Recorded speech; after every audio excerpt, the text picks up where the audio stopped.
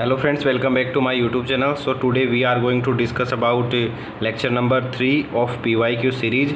So our 11th question is, let L1 and L2 are two lines which will be related to each other by relation R. R relation हमारा क्या है? L1 parallel to L2 then R is, तो हमें बताना है कि R क्या होगा और रिलेशन हमारा है L1 L2 पैरेलल है। तो रिफ्लेक्सिव दिखाने के लिए हम क्या करेंगे कि L1 पैरेलल टू L1, तो बेसिकली आप जानते हो कि एक लाइन L1 है हमारे पास, एक लाइन L2 है, ये दोनों आपस में पैरेलल है, तो जाहिर सी बात है L1 L1 के भी पैरेलल होगी, तो ये रिफ्लेक्सिव तो होगा। ओके, देन सिमेट्री की बात करें हम, तो L1 L2 के पैरेलल है, तो L2 L1 के पैरेलल भी होगा, तो ये सिमेट्रिक भी होगी। थर्ड केस हम बात करें ट्रांजिटिव। ट्रांजिटिव क्या होता है कि L1 L2 के पैरेलल है और L2 किसी L3 के पैरेलल है, तो हमें क्या शो करना होता है कि L1 L3 के पैरेलल है। तो बेसिकली इस डायग्राम से देख सकते हो कि L1 L3 के पैरेलल है, तो ये ट्रांजिटिव भी होगा रिलेशन। तो इसका option number 4 equivalence relation. Equivalence मतलब तुल्यता संबंध, तीनों अगर संबंध होल्ड करता है तो उसे इक्विवेलेंस रिलेशन बोलते हैं। तो option number D is correct option and this question will be पूछा गया था KVS 2017 के अंदर। So now we move on our second question which is question number 12। Which of the following is equivalence relation on the set of real numbers. कौन सा इसमें से तुल्यता संबंध है?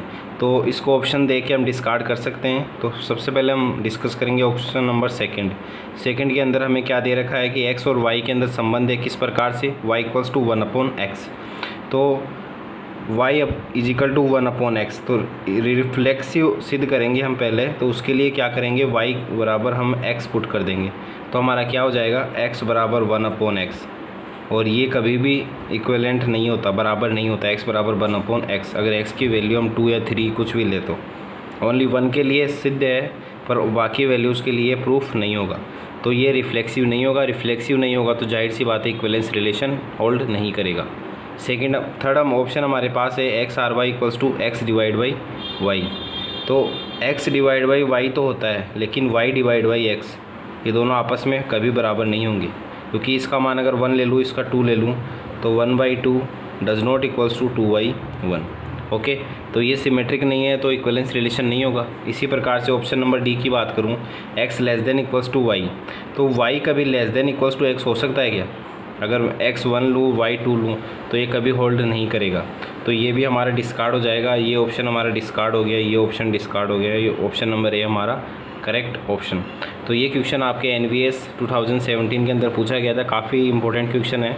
तो now we move on our third question which is question number 13 में हमसे क्या पूछा गया है, लेट a बराबर 1 2 3 एक सेट दे रखा है एंड रिलेशन हमें दे रखा है 1 1 2 2 3 3 देन R इज। R के बारे में हमें पूछा है। तो पहला रिफ्लेक्सिव हम चेक करें तो सारे एलिमेंट्स की स्वयं के साथ इमेज मौजूद है, तो रिफ्लेक्सिव तो होगा। ओके, देन सिमेट्रिसिटी की हम बात करें तो 1 1 का साथ है, तो 1 अगर इसका चेंज करेंगे हम, रिवर्स करेंगे तो भी रिवर्स सेम ही आएगा, तो सिमेट्रिक भी है।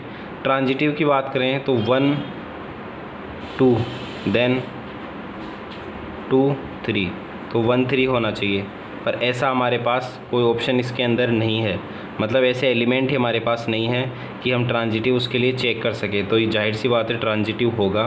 तो option number D is correct about 4। ये क्वेश्चन आपके KVS 2017 के अंदर आया था। Now we move on our 14th question. Set A and set B have 5 common element, then number of common elements in A cross B and B cross A। काफ़ी important question है ये। इसके अंदर A हमारे पास set है, उसके अंदर common element दे रखे हैं 5, और B दोनों के अंदर कॉमन एलिमेंट 5 दे रखे हैं। तो A के अंदर और B के अंदर 5 एलिमेंट हैं जो कॉमन है, तो अगर कॉमन के अलावा कोई हम एलिमेंट लेंगे तो A क्रॉस B और B क्रॉस B में कॉमन एलिमेंट वो शो नहीं करेंगे, तो इसलिए हमें ओनली कॉमन एलिमेंट लेके ही आगे बढ़ना है। तो इसके अंदर 1 2 3 4 एंड 5 कॉमन एलिमेंट आ गए, तो B के अंदर भी यही आएंगे क्योंकि ये कॉमन है। अब A क्रॉस B के अंदर क्या बना सकता हूँ मैं, ये इसके साथ मैप कर सकता है, इसके साथ भी कर सकता है, इसके साथ भी, इसके साथ भी, इसके साथ भी। तो A के पास 5 चॉइस है, B के 2 के पास भी 5 चॉइस है, 3 के पास भी 5 चॉइस है, 4 के पास 5 और 5 के पास भी 5 चॉइस है। तो A क्रॉस B के अंदर टोटल एलिमेंट कितने आ जाएंगे, 25। फिर हम इसको रिवर्स करते हैं बी क्रॉस ए, तो बी क्रॉस ए चेंज करेंगे तो वही बात रहेगी, तो इसके अंदर भी टोटल 25 एलिमेंट आएंगे और ये जो 25 जो एलिमेंट होंगे वो दोनों में सेम होंगे। तो number of common element in A cross B and B cross A equals to 25, जिसको हम लिख सकते हैं 5 की पावर 2। तो ऑप्शन बी इज़ करेक्ट। अगर कोई भी क्वेश्चन आपके ऐसे आता है जिसमें कॉमन एलिमेंट दिए गए हैं और number of common element in A cross B and B cross A आपसे पूछा है, तो जो एलिमेंट है उसका आप स्क्वायर कर दीजिए, तो आपका जो आंसर आएगा वो करेक्ट होगा। तो option number B is correct option. ये क्वेश्चन आपके आरपीएससी फर्स्ट ग्रेड 2013 के अंदर पूछा गया था। तो आगे की वीडियो में हम और क्वेश्चंस देखेंगे। अगर वीडियो अच्छी लगे तो लाइक सब्सक्राइब